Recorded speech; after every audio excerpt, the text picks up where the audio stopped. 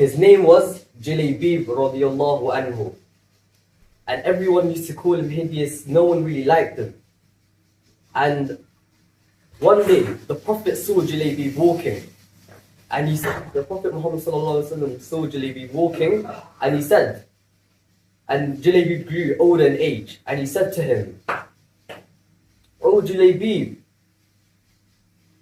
And then Julaybib responded, am I only going to get married in the hereafter? Because he was so ugly, he didn't think he was going to get married in this world.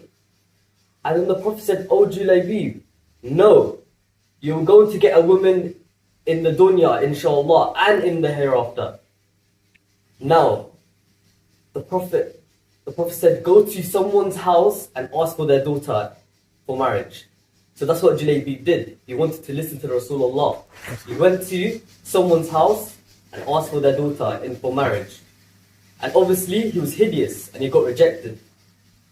Now, the Prophet went to the same family's house, the same family, and he asked them. And the Prophet asked, "Can I have your daughter for marriage?" And the dad was like, "Oh my God, the Rasulullah asked for my daughter for marriage. No way.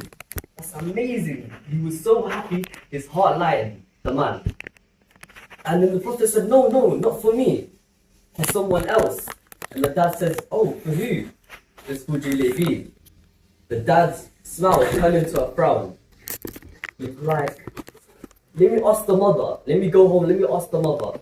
Because I'm not really sure, because he's a hideous man, he looks ugly." So he goes home. The mother says, No, we rejected so many requests, even better than Julaybib. No, we are not going to do this. He's ugly, we don't want him, he's hideous. And then, the daughter in the house, he has. She comes rushing out. And then she said, and then the daughter says, "If the Rasulullah asks for me to marry Julaybib, wallahi I'm going to marry Julaybib." And then the mother and the father had to agree, because that's what Rasulullah said. He was very important and they had to listen to him, no matter what. Now, so Julaybib got married to this daughter.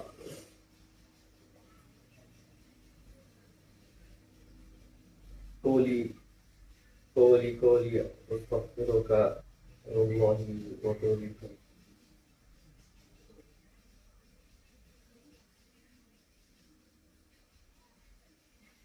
Alhamdulillah wassalatu wassalamu ala Rasulullah.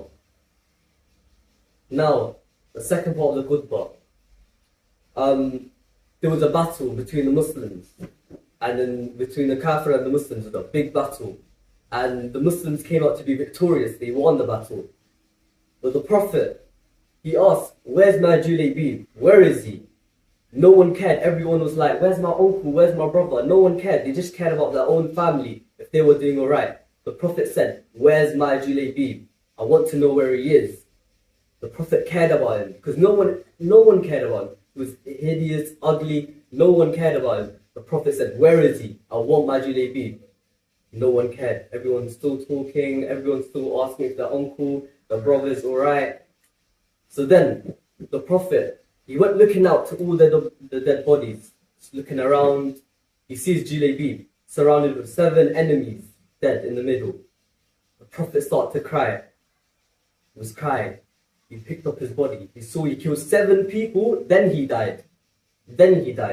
He picked up Julaybib. And then he was crying. Everyone was looking at him, he's crying. And then he places him into his grave. And then the Prophet starts smiling, starts laughing. Everyone's asking to the Prophet, "Why is he laughing? Why is he smiling?" And the Prophet says, "I just saw Julaybib in Jannah with the most beautiful woman he was with in Jannah." And then the Prophet saw her ankle and he looked straight away. He didn't want to look at his woman. That's what this story, the moral of the story is that everything in this life is not what we're always going to get. We're not always going to get it. But if we're strict on our deen, we are going to get everything in the hereafter. Everything that we ever wanted. اللهم صل على محمد كما آل محمد كما صليت على إبراهيم وعلى آل إبراهيم إنك حميد مجيد. اللهم وعلى آل محمد كما باركت على إبراهيم وعلى آل إبراهيم إنك حميد مجيد.